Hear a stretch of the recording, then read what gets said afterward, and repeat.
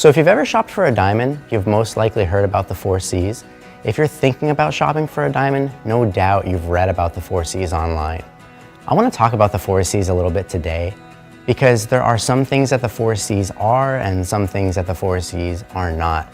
So first of all, the 4 C's were created by the Gemological Institute of America, or the GIA as you've probably heard them talked about in your experience.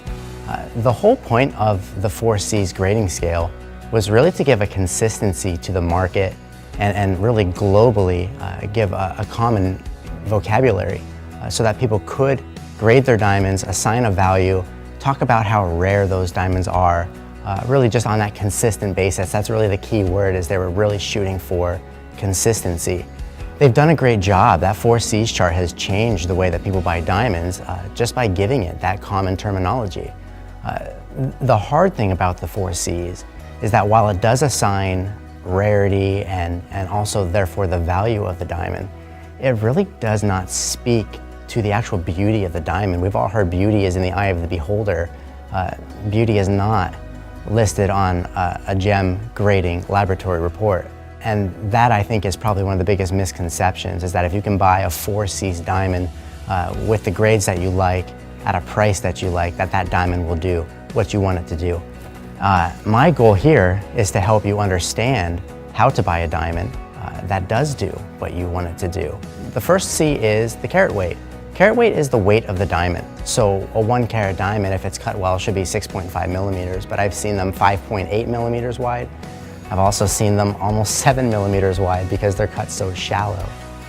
That's probably not going to do what you want the diamond to do. It'll weigh what you want the diamond to weigh, but may not give you the appearance that you're looking for. So it's simply a weight measurement. In a 1 carat diamond, there are 100 points ranging anywhere from 95 to 110 points. We can call it a 1 carat diamond, and that measurement can really range dramatically depending on how well that diamond was cut. So the next C is going to be clarity.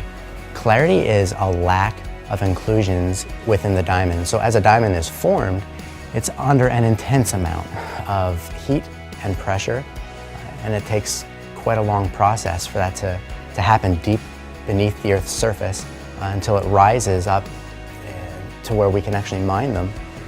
In that process, there are interruptions in the formation process that will create a crystallization inside the diamond. The fewer crystallizations in that diamond, the more clear your diamond will be. So the higher on that grading chart your diamond will be. The very highest on that chart is flawless. Most jewelers have never even seen a flawless diamond. They are that rare. Most diamonds that you're going to see on the market range anywhere from I2 to VS1. There are some on the higher end and then also on the lower end. But to the naked eye, you don't see a big difference, given that diamonds are clarity graded with a 10 times magnification loop from the top. That's important to remember. You always look at a diamond from the top because that's the way that it's mounted in the ring. And that's also the way that the facets will play coming through that table facet. You don't really see those crystals quite as often, whereas you would if you looked at it from the bottom. And that's just not what's important to look at. You want to buy a diamond that's beautiful.